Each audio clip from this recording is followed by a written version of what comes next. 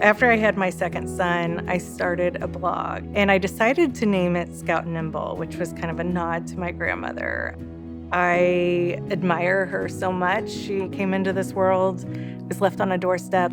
She ended up getting adopted by a family, ended up in Knoxville, Tennessee, and in 1963 decided to start heading out west.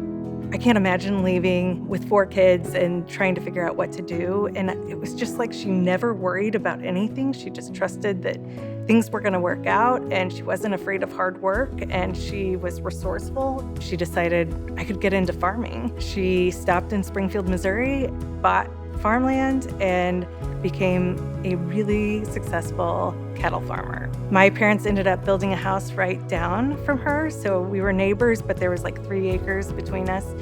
And she had 2 vehicles in her garage. One was an International Scout, and then she had a Buick Riviera.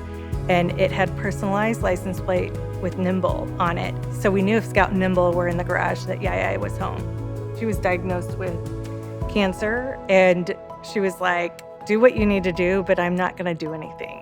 And they were like, well, if you don't do chemo or radiation, you've got 6 months to live. And she was like, well, then I've got 6 months to live. And she ended up living for 12 years after that. She just was an incredible woman.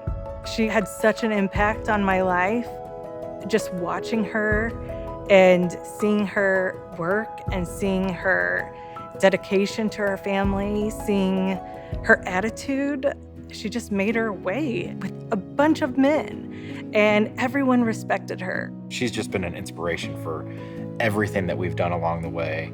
And really, we've taken the grit and determination and everything that she's had in her and just her life and kind of put it into this business. And Jessie's just been a shining example of her grandmother. 6 months to a year after she started her blog, people started asking her to do design work for them.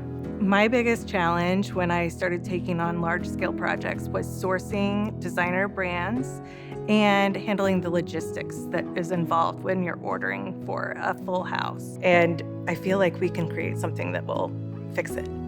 It just makes sense to go the route of getting it all in one place where you don't have to deal with any of those expenses or any of the logistics. That was the answer.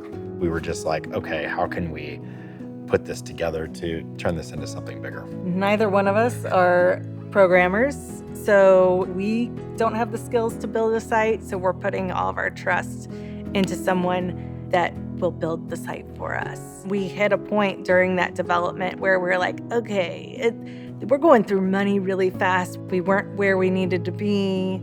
We really realized like we need to push the site live because we got to start making money. We pushed the site live and it didn't work. We had to turn it off and pretty much start from scratch. It was pretty devastating because at that point we were done. We had no more money. We weren't getting any sales, but the desire to build it wasn't going away. I just needed a little bit of yaya. And I was like, we just have to pick up the phone and make the phone call. We called my parents, and my dad was like, your grandmother, she left farmland for all of her grandkids, and it got divided and it just sold. So you're gonna be getting a check in the mail. It was just a completely wild moment. It's super fitting that I named the blog and then we kept that for the e-commerce site, and that it was her planning ahead that allowed the site to actually happen.